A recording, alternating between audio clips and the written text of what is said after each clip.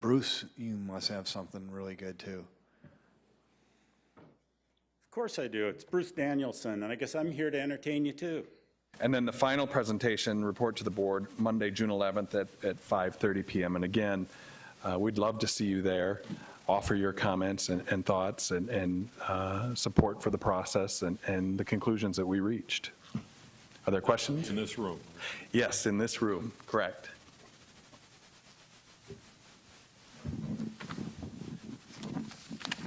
Well, with that, yeah, unless there is anything else, I think we have completed our work early.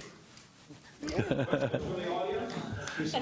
question. George has a question. Yes, yes, come up, please, George.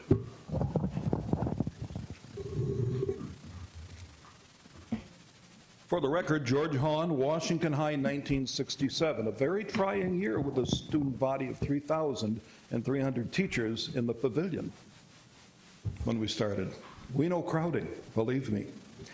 The issue of overcrowding really has not been defined. There's been discussion about how many students in a class constitutes overcrowding. Is it 30? Is it 34? Is it 38? There has been discussion, but no definitive answers. That has not been factored into the need for facilities. Another factor that has never entered into any discussions, you use the word, I believe correctly, parity in facilities as opposed to equity. Equity is the wrong term. Parity is the correct term. We have always had the have and have-not neighborhoods. I went to that really great junior high school known as Patrick Henry. That was in a have neighborhood. Edison was not, yet they produced some great students. Whittier was not in a have neighborhood, but they produced some great students and had a lot of great teachers. I think it's the quality of the teaching, it's the quality of the discipline, and it's the quality of the overall curriculum that determines the general nature of the students coming out of the system. It's not the big fancy building. Now let's talk about these big fancy buildings for just a minute. Do you really think in 20 or 40 years education is going to be conducted in big concrete, glass, and steel boxes and buildings and stuff like that?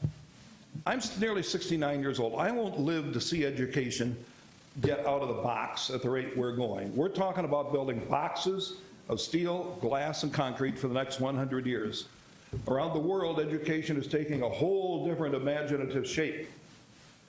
If you built a 3 or 4 story high geodesic dome with 3 levels and elevators within, sound barriers out of certain types of fabric, and had a completely open hemispheric dome for a school, you would be able to have incredible education opportunities.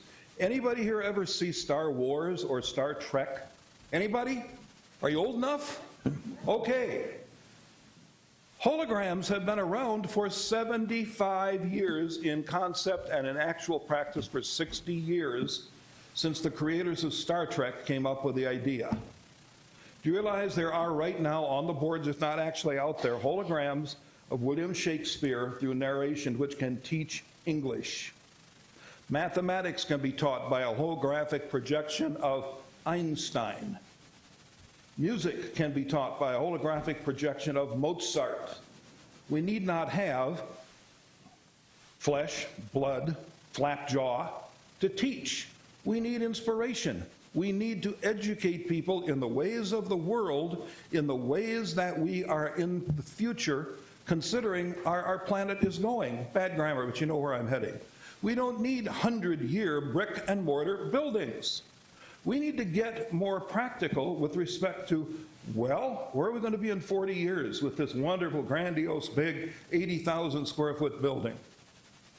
Recreation, you might need a gym that is contained because it has noise and you got to have a square basketball court. They don't make those round yet, I don't think.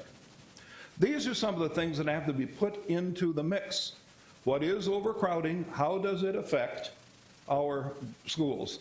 Now, I'm a realtor. I'm here on behalf of our Realtor Association of Sioux Falls. I'm with RE/MAX. I've been a realtor 34 years, a mortgage banker for 24 of those.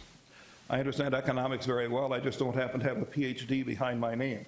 Every projection that we have made is based on the assumption that real estate prices and values will continue to rise.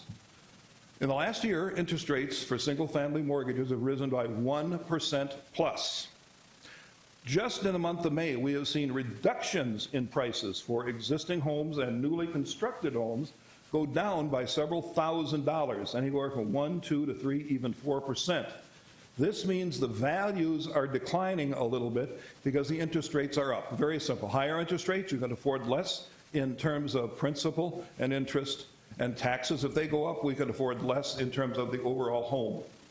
So every time we raise taxes, we lower the value of the homes, in essence.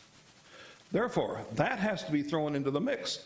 Our figures are pretty good. Mr. Veek said he has confidence in them because he did them. It's a competent presentation. I understand it very well. But that's not a guarantee of constancy of values throughout a 10 or 20 or 30-year bond term. There's no guarantee that the value is going to continue to go up, up, up. We're attracting people into Sioux Falls. We're getting more students. But one of the big issues is we're attracting low-wage jobs. This is not a rising economy, rising wage mecca. To own a home right now, first-time home buyer priced home, $180,000, you need $38,400 a year in income. That is $18.55 an hour, single or combined. That excludes a huge number of people. This is why apartments are being built by the thousands. They can't afford homes. Someday, some of these may be converted to single-family owner condominiums, but right now, the American dream is getting squashed because of prices going up, taxes going up, interest rates going up. All of these several considerations I have not read about in your documents that have been published. I have not heard it discussed. I felt it warranted the discussion. Thank you. Thank you, George. Are there other? We don't come up here to entertain you. We come up here to inform you. What kind of morons run this outfit?